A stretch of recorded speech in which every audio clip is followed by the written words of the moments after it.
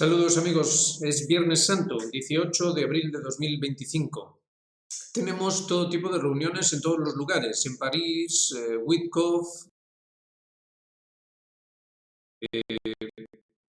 tuvo como, digamos, una función estelar al principio de la administración Trump, en los primeros días, después es como que medio desapareció y ahora aparece en París en medio de esa supuesta división entre una línea dentro de la administración Trump que sería favorable a una intervención en Irán y otra que sería pues favorable a alguna clase de acuerdo. Ese acuerdo al final sí que se va a llevar en Roma. Hubo idas y venidas, pero bueno, las conversaciones, no el acuerdo. Las conversaciones se llevarán a cabo en Roma. Pero está claro que Witkoff y Rubio no estaban reunidos en París solo para hablar de Irán, Israel o del Medio Oriente, sino del conjunto, de ese conjunto del que siempre estamos hablando, ese conjunto dentro de un contexto de una guerra mundial, tercera guerra mundial, conflicto global, como lo llamó el señor Putin, pero también un colapso total de Occidente. Es decir, que cuando se producen los movimientos, y en ese sentido pues hemos tenido a Meloni en Estados Unidos, en Washington, reunida con Trump, diciendo que hay que hacer grande de nuevo al Occidente. Interesante, ¿verdad? No grande de nuevo a la Unión Europea, no grande de nuevo a Italia, sino grande de nuevo a Occidente. Occidente está en colapso. Esto lo vamos a ver también desde otra perspectiva y nos la presentaba hace 3 días Manlio Dinucci en la red Voltaire.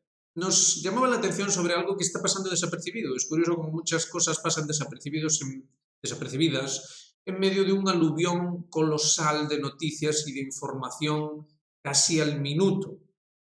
Esa cosa que está pasando desapercibida es que estamos teniendo en Estados Unidos una administración de millonarios, solo en Estados Unidos, pero al menos actualmente en Estados Unidos tenemos una administración de millonarios, según los famosos listados Forbes de millonarios, de ese ranking mundial de cuál es el más rico del mundo y todas estas cosas, pero tenemos una convivencia entre el dinero y el poder.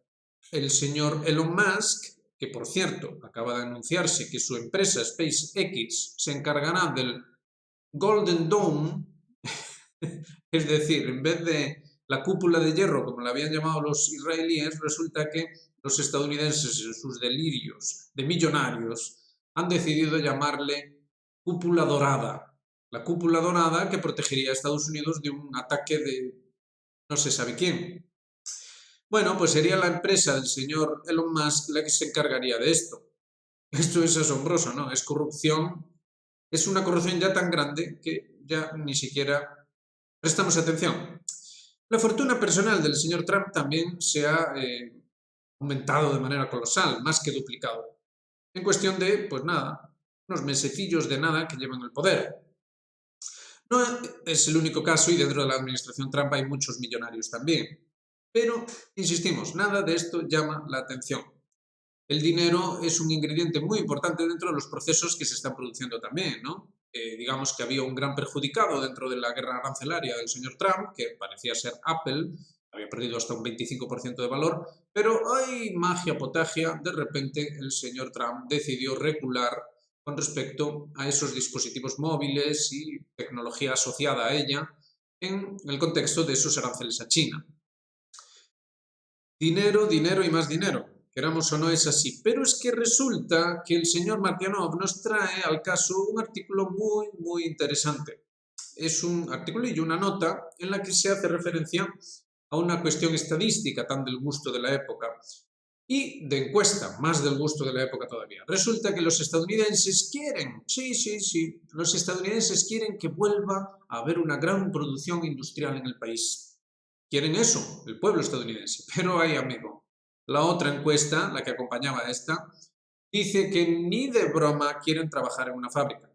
No quieren dejar sus actuales trabajos por el trabajo en la fábrica. Es gracioso, ¿verdad? Es gracioso dentro de ese contexto de la política del señor Trump. Entonces, si lo piensan, lo que tenemos sobre la mesa es precisamente lo que simboliza el Viernes Santo. El Viernes Santo, el momento en el que se acaba con la vida, después de una horrible tortura de Jesús, el inocente, con I mayúscula, ¿no? El inocente es muerto de manera atroz y espantosa en la cruz. La cruz la hemos estado viendo estos días dentro del simbolismo de la Semana Santa. No es solo una semana, es también algo que se puede expresar geométricamente. De hecho, en la iconografía y simbolismo católico se expresaba con la cruz del Rho. Rho, la letra griega, que para nosotros es una P, pero en realidad es una R, y que, bueno, estaba asociada, digamos, si vemos la cruz tridimensional, dibuja como una X, entonces al añadirle una R en el centro, pues eso, la sonoridad de Cristo, ¿no? Esa XR, ese Cristo, el Cristo crucificado, dentro de una cruz, insistimos, tridimensional. Entonces, si contamos los puntos, ¿no?, dentro de las diferentes aspas de esa cruz tridimensional, pues el número que nos va a dar va a ser 6, ¿no? 6 más el centro, 7. Los 7 días de la semana expresados de manera geométrica. Esto no tiene demasiada dificultad. Ayer decíamos cómo los días axiales, los que se colocan en ese eje vertical que representa la letra Rho, son precisamente sábado, domingo, lunes.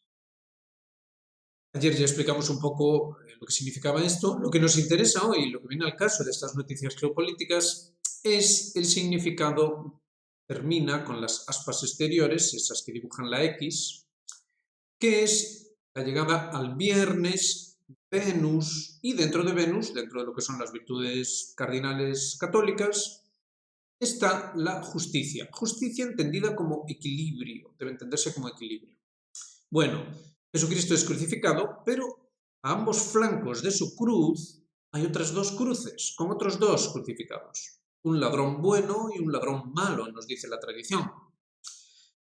Si revisamos a un autor también clave dentro de la tradición cristiana y especialmente dentro del simbolismo y además asociado a una organización iniciática, esotérica cristiana, el señor Dante y su Divina Comedia, pues veremos que él asigna a la virtud cardinal de la justicia el pecado de avaricia y prodigalidad. Es decir, hay una dualidad en esos pecados, siempre dentro de ese punto que se corresponde con los planetas de la tradición grecolatina, Venus. Venus según la designación latina, ya lo saben.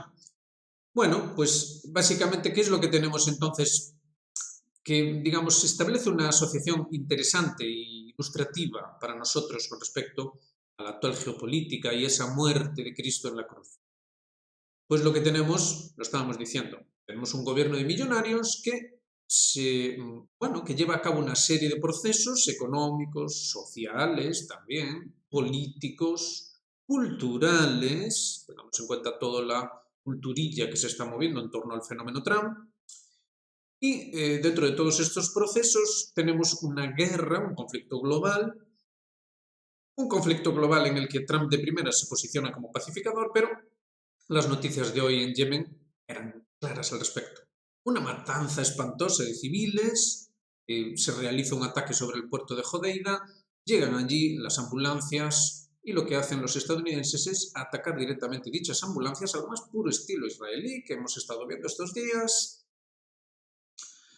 Y bueno, pues la matanza está ahí. ¿Qué pasa? Pasa que obviamente los estadounidenses están furiosos. ¿Por qué?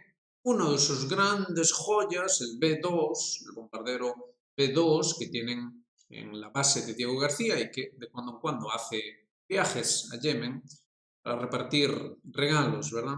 Como el que hemos visto esta mañana, resulta que ya es detectado por los hutíes e incluso interceptado. Es decir, parece ser que los B-2 tuvieron que retirarse ante los ataques de los hutíes. Ya habíamos visto la humillación tremenda a la flota imperial por parte de los hutíes.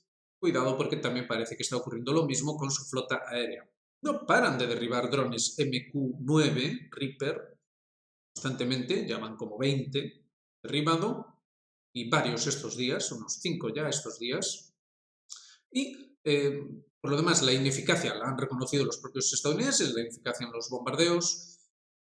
Y en este contexto, ayer, por sorpresa, sin haber sido anunciado previamente, el ministro de Defensa de Arabia Saudí se presenta en Teherán, donde es recibido de manera, bueno, recibimiento de jefe de Estado. Obviamente lo sabían, los iraníes lo sabían, pero nadie más lo sabía. El ministro de Defensa de Arabia Saudí se presenta allí. ¿Para qué exactamente? El propio Larry Johnson dice que él pensaba que iría a llevarle un mensaje de Estados Unidos para que los iraníes, pues, vaya, doblasen la cerviz, ¿no? Por usar lenguaje bíblico. No era así en absoluto. Los iraníes fueron mejor dicho, los saudíes fueron a Irán para solicitar a los iraníes un acuerdo, agárrense a la silla, sobre el programa nuclear iraní. Es decir, los saudíes quieren también su propio programa nuclear. Esta era la mejor manera que tenían los saudíes de desinvolucrarse de cualquier ataque eventual que Israel y Estados Unidos vayan a efectuar sobre Irán. Así de claro, las cosas se están poniendo así de claras. Tengan en cuenta que Arabia Saudí representa lo mismo que estábamos hablando de la administración Trump, la administración de los millonarios, dentro de ese contexto de una población estadounidense que quiere producción industrial, sí, pero no quieren ir a trabajar a la fábrica. Es un poco parecido a lo que tenemos también en el contexto occidental con la cuestión de la guerra, ¿no? Quieren la guerra, sí, o al menos eso nos dicen las encuestas, esto es lo que se está publicando en prensa, pero no quieren ir a la guerra. Entonces, que vaya otro, ¿verdad? Que trabaje otro, que vaya otro, etcétera, etcétera. Bueno, Arabia Saudí ha simbolizado durante estas últimas décadas, también ese aspecto monetario, el amor por el dinero. Y sin embargo, fíjense qué curioso, ese acercamiento a Irán, los saudíes son suníes, los iraníes es el gran representante del Islam chií. Ese acercamiento es asombroso, se mire como se mire. Y obviamente va a tener consecuencias dentro de un contexto en el que, no lo olvidemos, Arabia Saudí estaba tratando de acercarse a Israel, no olvidemos eso. Estuvieron a un tris, justo antes de que empezase todo lo relativo al 7 de octubre, Gaza, estuvieron a un tris de reconocer a Israel y, bueno, de establecer relaciones diplomáticas al más alto nivel, etcétera, etcétera, dentro de aquel contexto que ya ha quedado olvidado de los acuerdos de Abraham, ¿verdad? Aquello que pretendía la primera administración Biden. Hay que estar más atentos al contexto y ver cómo las cosas no son lo que parecen. El discurso del señor Trump trata todavía de convencernos de que es todo muy diferente, pero lo cierto es que es todo muy igual. Veremos cuáles son las consecuencias de este acercamiento histórico de Arabia Saudí a Irán. Pero volvamos al contexto, estamos hablando de dinero, estamos hablando de avaricia y prodigalidad. Prodigalidad, ya saben, ser generoso con el dinero de otro. Ser generoso con el dinero de otro. Esto es algo también muy típicamente occidental, ¿no? Por un lado avaros, por otro lado generosos con el dinero de otro. Ya sea de manera directa o ya sea de esa manera indirecta, que es con la cuestión de la producción industrial, que la hagan en otro país a menor precio, ¿no? Que salga todo rentable para casa. Es el caso de la fábrica del mundo, esa China de las últimas décadas que, bueno, se ha dado un vuelco a todas las consideraciones que solíamos tener a nivel económico, etcétera, etcétera, y también geopolítico. Tenemos a las potencias orientales tomando una fuerza asombrosa, nunca vista. De hecho, desde los tiempos modernos nunca hemos visto a las potencias orientales con semejante pujanza. Y claro, dentro de ese contexto, pues necesitamos volver sobre qué es lo que va a pasar. Esa reunión en París, la reunión que se espera en Roma, fíjense, ciudades históricas, y qué pasará también con el Teatro de Operaciones Europeo, que parece que no se está hablando mucho de ello. Esa Ucrania en la que ahora ya hemos visto informaciones de cómo ya entrenan tiro con pistola, tiro con rifle a niños. Niños. ¿Por qué? Bueno, algunos consideran que la guerra podría alargarse durante muchos años. No sabemos en qué contexto ni de qué manera, pero esto es lo que lleva ya un tiempo vendiéndosenos. ¿Cómo se supone que va a ocurrir tal cosa? No lo sabemos. No nos informan a ese respecto, pero hay noticias con respecto a los famosos Tauros de los alemanes, esa artillería dentro de esa fábrica de Rheinmetall en Ucrania, que claro, muchos se preguntan, ¿por qué los rusos no han destruido ya esa fábrica? Bueno, quizá los rusos están esperando a que terminen de de hacerla, que llegue a su punto de máxima producción para destruirla. Eso es una posibilidad. Pero también es verdad que es muy probable que los rusos estén viendo venir que eso coincida con una conflagración más grande ya a nivel mundial, en la que es de esperar que se abra también el frente Extremo Oriental. Y hay noticias en ese sentido. Los rusos se han quejado al más alto nivel porque los japoneses están haciendo ejercicios con misiles de alcance de al menos 200 kilómetros en la isla de Hokkaido, es decir, demasiado cerca de las tierras rusas. Recordarán que los japoneses siguen reclamando las Islas Kuriles desde la Segunda Guerra Mundial, final de la Guerra Mundial. Recordemos también que los rusos no llegaron a firmar un acuerdo con los japoneses desde dicha guerra mundial, es decir, que las cosas quedaron en abierto y pareciera que se vaya a continuar aquello que quedó sin cerrar. Veremos qué es lo que ocurre en lo sucesivo, pero la verdad, todos los movimientos hacen pensar que aquí se está gestando algo muy grande, y pareciera que tanto los chinos como los rusos como los iraníes y también los saudíes sepan algo más de lo que se está haciendo público.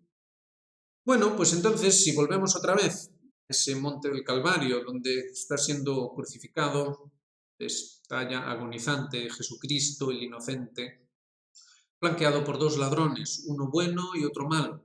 ¿Qué significa eso de uno bueno y otro malo? Bueno, digamos que el ladrón avaro es irreformable y representa estupendamente bien la mentalidad occidental moderna. El avaro considera que el mundo le pertenece, que la riqueza del mundo le pertenece, que él debe gobernar sobre todo, y eso le lleva a esa ansia por acaparar, acaparar, guardar, guardar, y obviamente envidiar, desde luego, a cualquiera que pueda tener algo, pues considera que si alguien tiene algo, ese algo le pertenece a él. En ese sentido, no hay perdón posible. Sin embargo, en el caso del ladrón bueno, entre comillas, lo de bueno, pues si es ladrón, obviamente no es un santo, pero, sin embargo, fíjense, es pródigo. Y la parábola del hijo pródigo, pues nos dice que el pródigo tiene una oportunidad.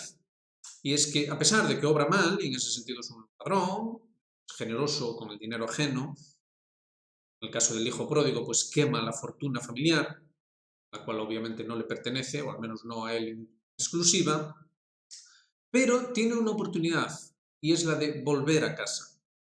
Volver a casa y, digamos, redimirse. Por eso la muerte de Jesús en la cruz es también un acto de redención para la humanidad. Jesús perdona al ladrón bueno y, de hecho, esto es lo que lleva implicado. Entonces aquí la gran pregunta que tenemos en este actual contexto geopolítico, una pregunta que debería resultar interesante para muchos, ¿no? ¿Es Occidente un hijo pródigo? Esa es la gran cuestión. O quizás son las potencias orientales las que sí que podrían ser el hijo pródigo. Pensémoslo, las potencias orientales están obviamente vinculadas a los vicios y todas las porquerías que indujo la modernidad, la globalización. Hay mucha corrupción, por supuesto. Rusia, China, la India, todas estas potencias. Hay muchos problemas, muchas cuestiones, bueno, que deberían ser solventadas. Sin embargo, en los últimos años, ¿qué es lo que hemos visto? Ciertamente hemos visto una suerte de proceso de hijo pródigo, ¿verdad? Es decir, una reforma, una intención sincera de volver a casa. ¿Y esa casa qué puede ser más que la tradición ancestral, en última instancia expresada como metafísica pura, no dual? Esta es la gran cuestión. Porque la enseñanza, y por eso la cruz tridimensional y su simbolismo viene al caso aquí, dado pues eso en la semana arquetípica, la Semana Santa, todo esto hace referencia a las viejas, viejísimas enseñanzas que son inherentes a la propia naturaleza y esencia humana. Y en ese sentido, pues cabe reflexionar también acerca de que estos millonarios occidentales, estos millonarios gobernantes occidentales, buscan una suerte de transformación que no tiene ninguna lógica más que a través de una absoluta maquinización. Y por eso era tan llamativo, tan significativo el artículo que traía el señor Martianov en torno a esas encuestas en los estadounidenses que sí, claro que quieren una industria estadounidense, pero no quieren trabajar en ella. Entonces, claro, ahí entra en juego esa cuestión de la inmigración. Y también en ese sentido hay noticias, puesto que gran polémica en torno a la cuestión del Salvador, ese estado prisión, y el hecho de que ciudadanos estadounidenses podrían acabar allí, de esas prisiones. Insistimos, esto dentro del contexto de lo que llevamos diciendo en este canal desde siempre, que es esa reconfiguración del imperio. Una reconfiguración del imperio, pero en base a la pura avaricia. La avaricia de un Estados Unidos que cree que toda América le corresponde. Estados Unidos es avaro sobre América, sobre el mundo entero desde luego, pero especialmente sobre América. Y digamos que paso a paso va procediendo a esa transformación. Fíjense que el propio Manlio Dinucci llamaba la atención de cómo la cuestión del Canal de Panamá también está asociada a un millonario Hong Kong, a través del cual, pues digamos que se llevarían a cabo las gestiones necesarias y que irían en perjuicio del gobierno chino. Llamativo. También es llamativo como la Roca Negra es uno de los grandes beneficiarios de las transformaciones del señor Trump. El señor que se supone que se opone al globalismo. Pero el globalismo en sí mismo es una cuestión de avaricia, de manera. Es un mal ladrón, ciertamente. Se les puede acusar a los otros de que también son ladrones, de acuerdo, muchas veces se acusa a China de esto, de lo otro, a Rusia de esto y de lo otro, a Irán de esto o de lo otro. Sí, se les acusa, pero ¿acaso no muestran cierta prodigalidad? Es decir, no demuestran cierta tendencia, por un lado, a los aspectos malos de esa parábola del hijo pródigo, pero también a una intención de redimirse dentro del propio proceso. Un proceso en el cual el inocente, esos inocentes que mueren en Gaza y ahora también en Yemen, son crucificados dentro de ese cosmos, esa interpretación del cosmos de manera arbitraria, egoísta hasta el extremo, ¿no? Y caprichosa. Esto es como mínimo para llevar a la reflexión dentro del contexto de un Viernes Santo en el que no lo olvidemos, es brutalmente asesinada la inocencia. Esa inocencia y pureza en el corazón, ¿no? Ese corazón que es atravesado por la lanza de Longino. Pero de la herida brota ese agua de vida que, de hecho, pues digamos que pareciera que es lo que está operando esta transformación. Insistimos, este acercamiento por parte de los saudíes a Irán y todo el contexto en el que se está produciendo, bueno, es llamativo como mínimo, ¿no? Hay que también tener en cuenta los movimientos que se están llevando a cabo en Siria. Los estadounidenses se están retirando, ahora ya es oficial, incluso el propio ejército estadounidense, los mandos del ejército estadounidense lo han reconocido. Claro, cabe preguntarse por qué, para qué, qué es lo que cabe esperar en lo sucesivo. Sea como sea, lo miremos como lo miremos, tenemos una guerra entre ese ladrón malo y ese ladrón bueno.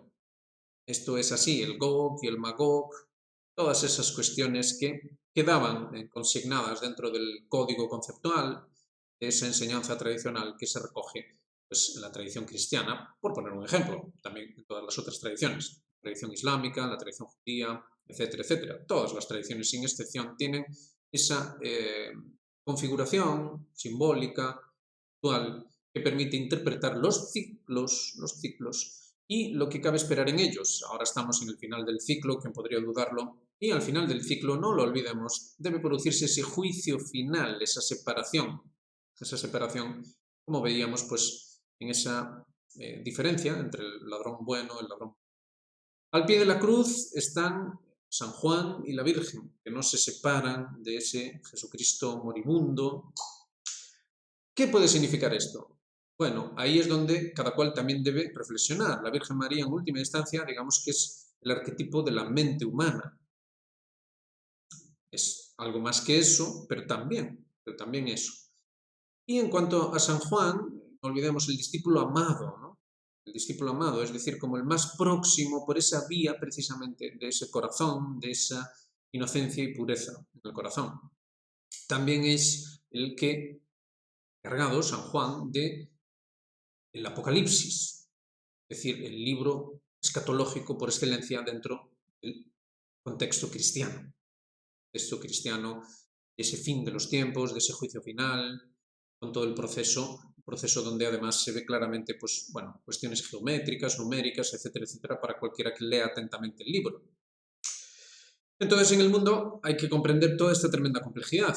Tenemos que comprender que ahora mismo estamos en una gran confusión, en ese día, ese Viernes Santo tremendo, ¿no?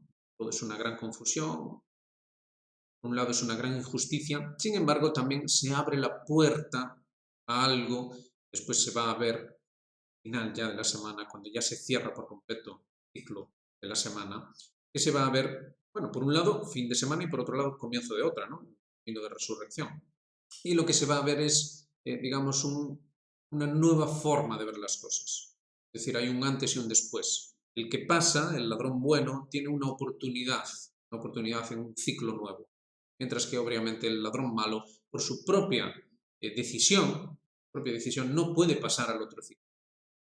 Entonces, mucha atención a todo lo que se vaya moviendo en sucesivo, porque obviamente todo parece indicar que la administración Trump representa muy bien esa ambigüedad, esa tendencia ladina para tratar de convencer a cuantos pueda, buscar ese consenso, ¿no? Que tanto gusta esa manufactura del consenso, digamos que embelesarlos a todos por la tremenda riqueza, ¿no? Sus proyectos faraónicos, toda esa pompa verbal, todas esas cuestiones, embelesarlos a todos para, digamos que acompañarlos al infierno, ¿no?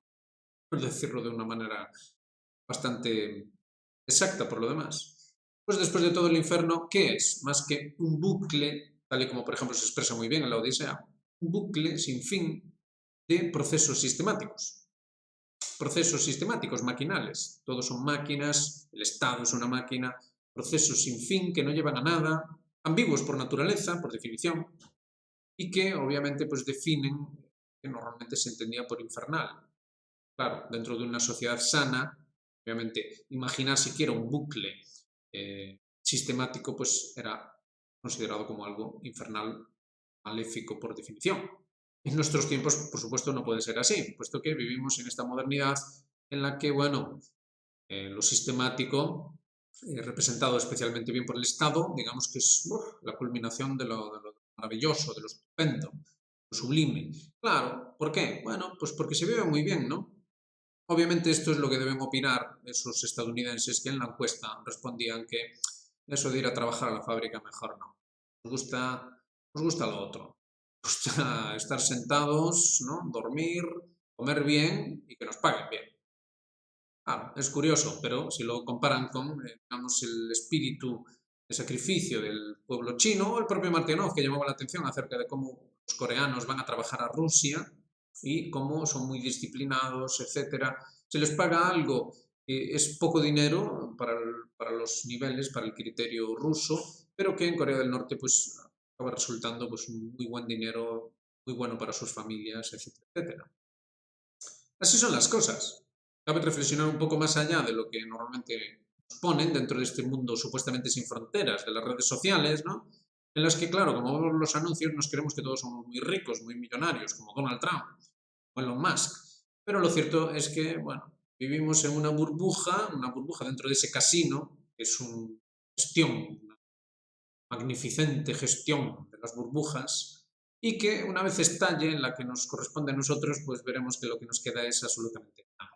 Y que si hicimos algo fuera de la burbuja, pues eso es lo que tendremos, pero como no, pues no tendremos nada en absoluto. Pero eso sí, seremos felices, ¿no? Nos decía el señor Schwab. Seremos felices, no tendremos nada, pero seremos felices. La felicidad del infierno, la felicidad del diablo, ¿no? La felicidad de ese ladrón malo, ese ladrón avaro, que obviamente no busca más redención que la cumplimentación de sus propias porquerías. Ahí está. ¿No define acaso eso muy bien al señor Trump y a su administración? No olvidemos que más allá de las filias y las fobias, el señor Trump está descuidando sus promesas. Asesinar a civiles de manera aleatoria en Yemen no es precisamente lo que había dicho. Decía que iba a terminar con las guerras y no parece que nada de eso esté ocurriendo. No olvidemos tampoco que ha vuelto sobre su historia de que los rusos deben aceptar el alto el fuego ya. Nevencia se ha adelantado y ha dicho que eso no es posible, que no hay perspectivas de que el alto el fuego pueda alcanzarse en breve. Donald Trump había soltado una suerte de ultimátum al respecto, lo mismo sobre Irán. Nada de eso es lo que se suponía que sus votantes esperaban cuando hizo sus promesas, ¿no? Y se presentó al mundo como pacificador, dentro de un contexto de revolución del sentido común, ¿no había dicho? Pues vaya sentido común ese. El sentido común de los demonios del infierno, se podría decir, ¿no? En fin, vamos a dejarlo ahí. Esperemos que pasen un reflexivo Viernes Santo y que sea productivo a la hora de valorar estas cuestiones, ¿no?, que se presentan. Después de todo, la situación es que es muy preocupante a nivel geopolítico, pero solo una cuestión externa que se presenta ahí fuera, sino que también es preocupante a nivel individual, ¿no?, de las personas que más y que menos se preguntan qué es lo que va a pasar dentro de este contexto inaudito, porque se suponía que no iba a ocurrir jamás, en el que se rompe la comunicación, se rompe el comercio mundial y se plantean guerras a máxima escala. Bueno, permaneceremos atentos a ver qué pasa el sábado santo y domingo de resurrección. Seguramente habrá sorpresas de aquí a allá. No olvidemos que el señor Trump mencionó el 20 de abril, como momento en el que ya todo sería paz, tanto en Gaza como en Ucrania, como en todos lados. Veremos qué es lo que pasa. El 20 de abril es el domingo de resurrección. Ver qué es lo que resucita ahí. A ver qué es lo que resucita ahí. Ya saben, hagan me gusta, suscríbanse, activen notificaciones, háganse miembros de Geopolítica Actual. Y bueno, aquí estaremos pendientes de todo esto dentro de este contexto simbólico que merece la pena tener en consideración porque, bueno, se está demostrando que efectivamente son herramientas muy válidas y muy útiles para ver qué es lo que cabe esperar en lo sucesivo, porque esto ni mucho menos es fruto de la casualidad. Al final siempre se acaba viendo cómo el simbolismo se cumple. En fin, lo dejamos ahí, ya saben, un saludo muy grande para todos, pasen un buen viernes y nos vemos en la próxima.